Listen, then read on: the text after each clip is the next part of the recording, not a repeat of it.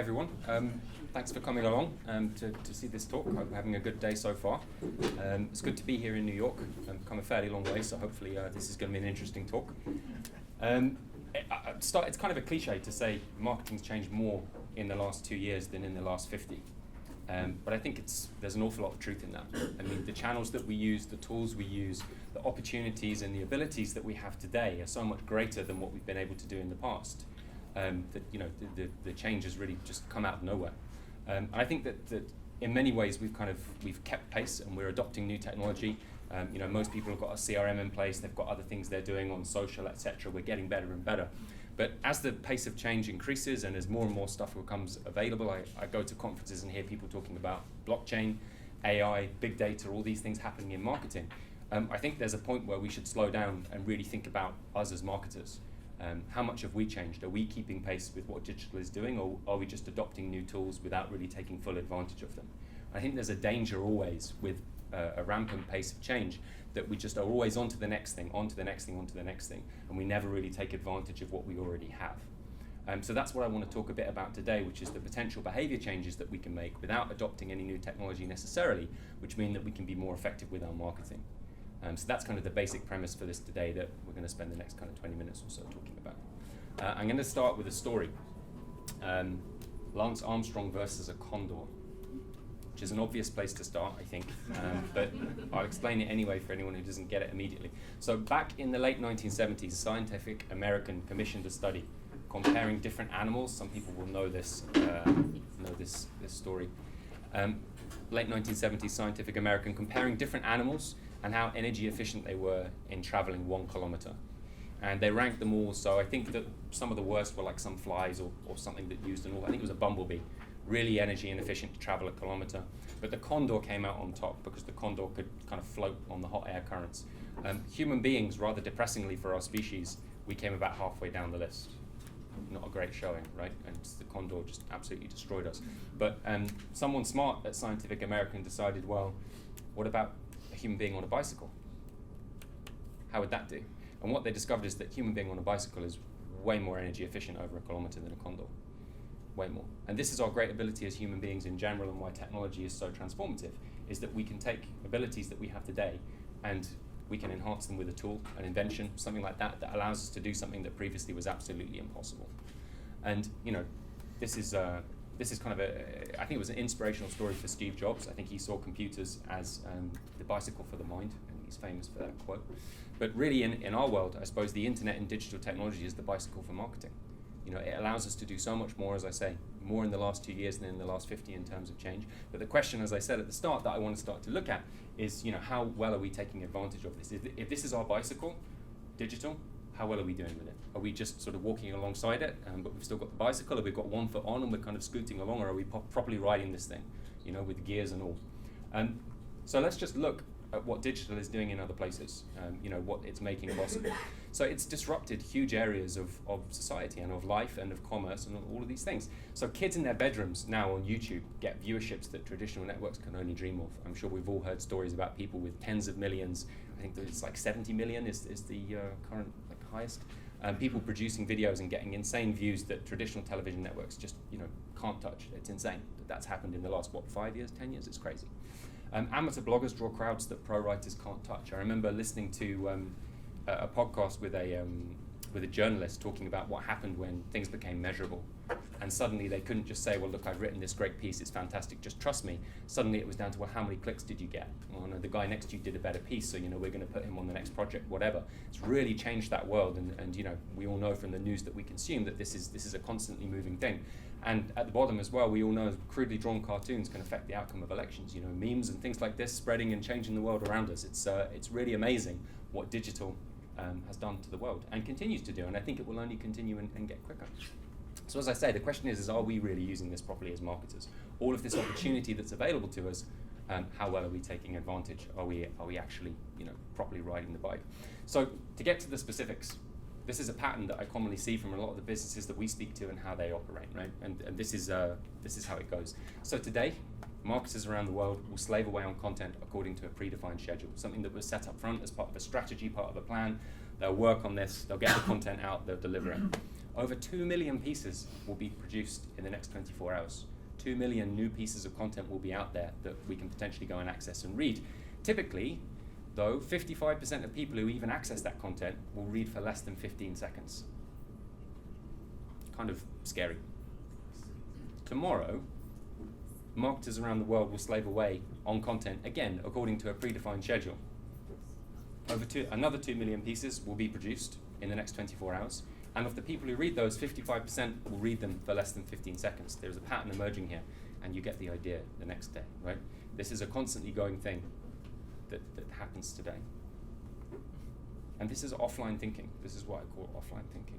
So what we like to do in the offline world, if we ignore the last 2 years and what that makes possible, in the preceding 50 years, the way it worked is we made a big complex strategy. We decided what we're going to do up front. We decided, okay, this is what we're going to go after, this is our audiences, this is what we're going to do, this is our messaging, etc. Pin the whole thing down.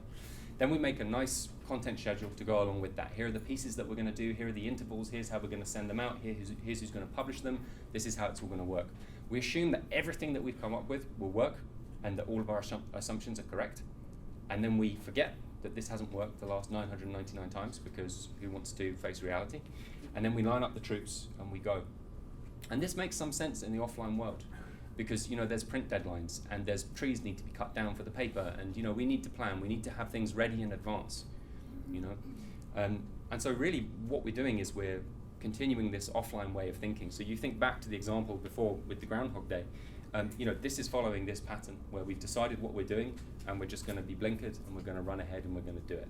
But it's my belief, and I think it's fairly obvious from some of the examples that I'll show, that online offers us more than this. And so this is what I'm referring to as the offline hangover, which is that we've got these new tools, we've got these new abilities, we've got these new channels, these new approaches, but if we're using them in the same way that we did the offline world, we aren't really taking full advantage of what we have today. So what I want to do is outline 5 principles that I think that we can follow to start to address this problem. So the first one is publishing. And publishing in the offline world is really the end of the story. You get the copywriters done, you get the creatives in, they create the piece, they lay it out, it goes backwards and forwards multiple times, it goes off to the publisher, they accept it, and then it's done. And everyone breathes a sigh of release, the whole thing is done. You go and get a coffee or a beer, you come in the next day and you start again on the next piece. But in the online world, really publishing should be the beginning. That's when you put your creation out into the world, and if you have the correct measurement and the correct analytics in place, this is where the journey begins and you can start to learn, right? So if you're publishing blogs, if you're publishing pieces and you're getting those measurements back, they're telling you how that thing is doing in the wild, okay? And so there's no reason why if you're putting up pieces, you're putting up content and you're able to understand what's working and what's not, you can't go and tweak it on the fly. Go and improve it, go and make it better. Use that to inform your strategy. But obviously in the offline world, dead trees don't talk, you can't do that. And so this is a huge opportunity that we have in the online world that I see depressingly few people taking advantage of. They're still operating in the old-fashioned way where it's, look, I've written my blog post, that goes out, maybe I'll look at the analytics next week, but fundamentally, my mind is now shifted onto the next place. And I've seen job adverts, I'm sure we all have, for things which is, your job is to do 5 blog posts a week or 10 blog posts a week. Maybe 1 is the right number. And you challenge people on this, speak to people all the time, why do you do 10 pieces a month? I don't know, it's just a magic number. The CEO decided we're going to do 10. Well, maybe you do 1 and you just make it really good and you hone it towards the audience. Maybe this is going to be more effective, but we don't think like that, and I think we should. So that's number 1. Publishing is really the beginning of the journey, I think, in the online world. Secondly, we can plan on the fly. So with all of that data coming in, with all of that information about what's working and what isn't working, and what's having an effect with a particular demographic and what's working in this territory but not in that territory, we can plan on the fly. Obviously, we need to have some level of planning running across the top around basic themes and stuff, but we should be listening to those analytics, and rather than reviewing them on a 6-month basis or a 12-month basis to set our strategy, there's no reason we can't be doing this on a daily or even a weekly basis. And that means that we can iterate much more, we can iterate far faster and get towards the direct interests and needs of our audience much more effectively. It's completely possible with the analytics data that we should be getting from our online work. Failure can be our friend. So failure in the offline world is very expensive. If you go and you produce, like 1,000 brochures or whatever, there's a huge cost involved in the print and the creation of all of these things. But online, you can run experiments. They can be cheap. You can stand them up in an afternoon and they can fail. And I've got 2 stories that I want to tell on this particular point. So at Facebook, I don't know if it's still the case, but my background is as a software engineer. And at Facebook, there's always the story that you're expected to fail on 50% of what you do as a developer. You're mandated to fail. So you have performance reviews, and if you don't fail roughly 50% of the things that you tried, that's just as bad as failing 100%. Because if you aren't failing, you aren't trying. And whether they still have this or not, as I say, I'm not quite sure, but I think it's a healthy thing. We should encourage failure, we should encourage experimentation, because online can make this cheap, and we can understand not only whether something failed, but also why, if we've got the right metrics set up. There's also, I can't remember the author of the book, but it's the idea that what got you here won't get you there. I think that's an interesting philosophy. The other story that I want to share briefly on this is a business called Skyscanner, which is a Scottish business. I don't know if they're big over here. Okay, some people have heard of them. And I went to a talk with their, I think she was the CMO, and she was talking about how they encourage this kind of experimentation. And what they do is they've got all different regions. They've got, they operate in a dozen different regions, and they all try different things independently. They've all got different strengths and different weaknesses, and they're constantly trying things. And what happens is they'll find something that works really well, say in one particular market. In Russia, on Instagram, we ran this campaign and it works. The minute that they find out that that's going to work, that spreads across all the other regions like wildfire. They all know what they're doing. They all know what's working and what's not working. And this is this kind of growth mindset that people talk about, which is the idea that we shouldn't be afraid to fail. We should be confident to try new things and make things happen. And in the online world, as I say, this is cheap. I think this is a huge opportunity that we should be taking greater advantage of as marketers. Cost of failure is far lower than in the offline world. Experience matters. So in the offline world, if you want to produce something, a brochure, a case study, whatever, you are limited to the 4 sides of a piece of paper, the four edges, and possibly 2 sides. In the online world, though, the opportunities are huge. Like, we've all got smartphone apps which are just phenomenal. I mean, we were playing in the office the other day. I don't know if people have seen Google's AR thing now. Where you can have animals. My kids love this. Have you seen this? With putting dogs and wolves into a room and stuff like that. It's amazing, right? This kind of stuff is available on our phones, and we take it for granted. Every app, even when I came to pay my taxes in January, I was amazed how good the app was. Like, even that kind of thing. But yet, how well do we take advantage of that with our online communications? Are we just producing long scrolling web pages with no real interest, passive, not really engaging? Or are we taking full advantage of what these devices in our pockets and on our work desks can do? They can do some amazing things. They can be engaging. We can have 2-way interactions with people. Is there a way that we can push and use this more? I obviously believe that we can. And obviously in the offline world, we're limited by that. So this is another huge opportunity for us, I think, as marketers to be more engaging and more interactive. And finally, tools or training. So coming back to the idea of the bicycle, it's tempting often to say that we need more training to do all this kind of stuff. We need to know more about digital. We need to go on more courses. We need to have more information about how we do different things. But I'm a strong believer that tools can be a great way of lowering the barrier to entry. If you'd have said to someone kind of 10, 15 years ago, you need to send a message in the next 5 or 10 seconds which can be read by anyone around the world, you would have had to know about like DNS, FTP, HTML, CSS, all that kind of technology. You'd have to do a huge amount of reading to get your message out there. But today we can just type a 3-word note on Twitter and post it, and everyone around the world can see it. So technology has this great ability to lower the barrier to entry. So I think that by picking the right technology and by picking the right tools to supplement what we're doing, we can lower that barrier. And whereas previously, you can have needed a whole design team and content writing team and production team and analytics team to get a single piece out in the offline world, potentially this can be done now by just one person sitting behind their desk with the right tool, similar to the Twitter example. So I think there's a huge amount there. But in the offline world, it's much harder to do because those skills are hard won. They take a lot of time. You have to be a specialist. You need a team. Technology eliminates a lot of that. By choosing the right tools, we can kind of make this happen. So those are 5 points that I think that we can look to. And can this really work in practice? So I've talked at relatively high level about these different things that we can be looking at, different ideas around the approach that we take. Can this really work in practice?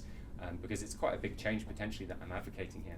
But from my background, as I say, as a software engineer, this change has already happened in the software world. So I don't know if people are familiar with the agile and the waterfall paradigm. So for people who don't know, 15, 20 years ago, all software was developed according to what's called a waterfall approach, where you essentially gather all your requirements up front, you do all your research, you work out exactly what you're going to build, what every screen is going to look like, and then you give it to the development team, and they go and they knock it out. They do it piece by piece by piece. And what happens invariably is that number one, you get to the end and it took twice as long, because that's just how it works. And you also get to the end and you realize that what you've built isn't fit for purpose.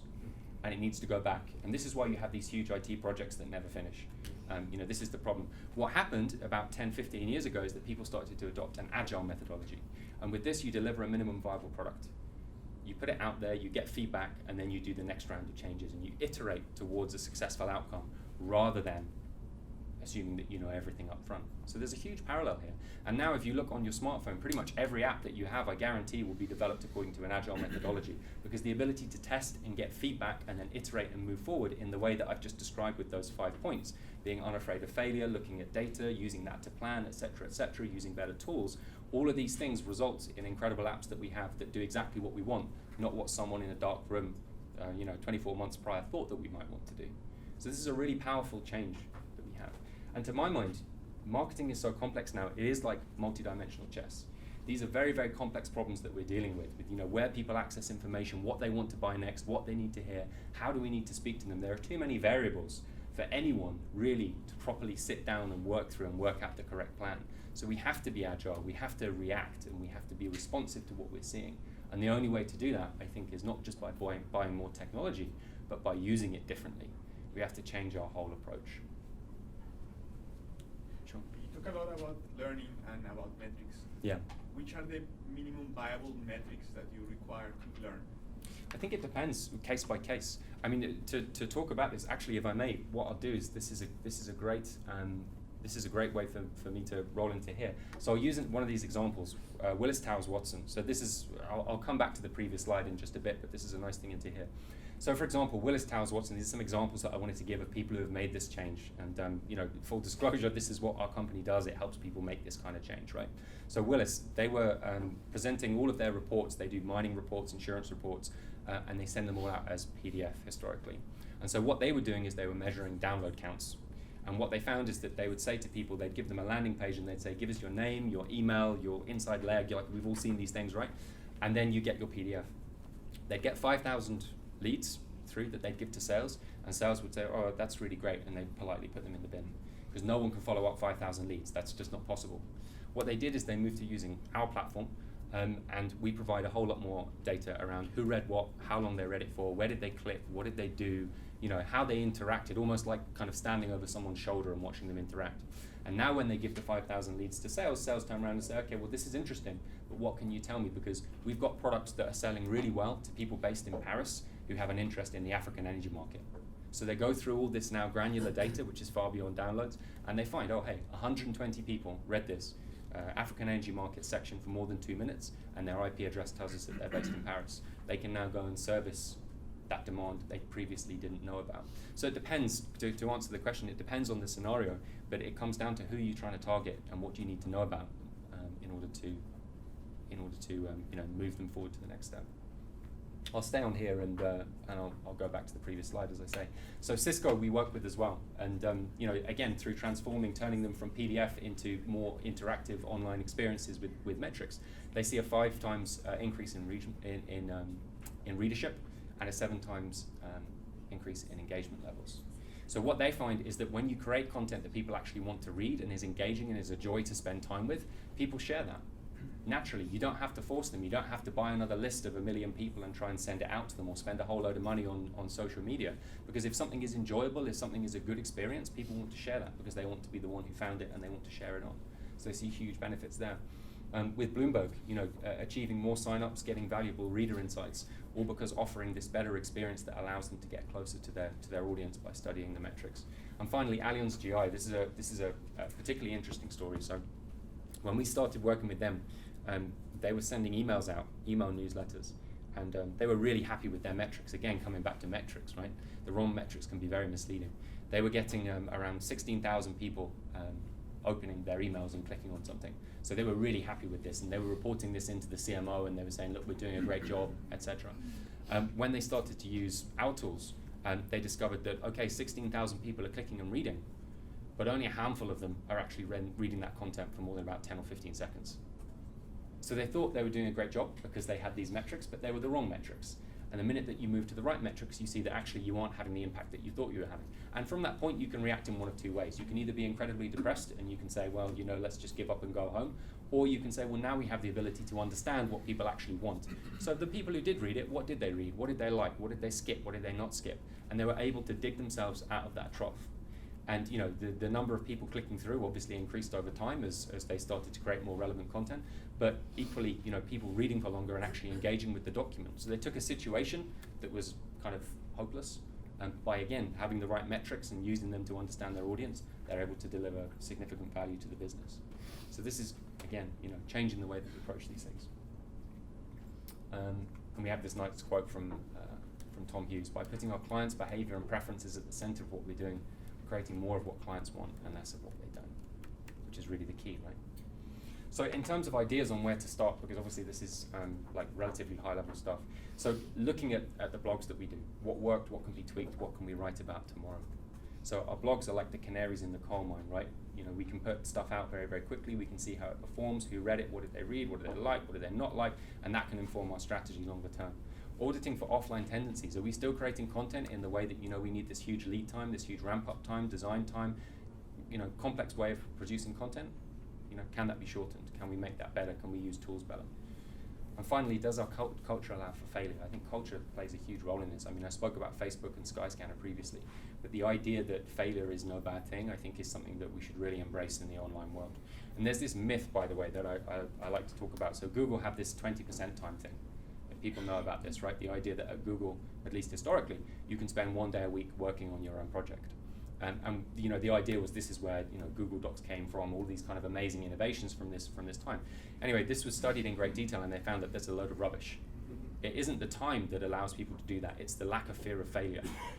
The fact that someone can come to their boss in like 2 months' time and say, well, I burnt like a good few days on this and it didn't work, that's the thing that means that people are prepared to take risk, not allocating time for this thing. So it really is a cultural thing, and this speaks to what I'm saying at the start, which is that we really need to have this slightly different approach for the online world to take full advantage of it. So I've kind of rattled through that reasonably quickly. Sorry, I hope I wasn't too quick. Yeah, I hope that was enjoyable, interesting, somewhat thought-provoking. Happy to take any questions, but thank you very much.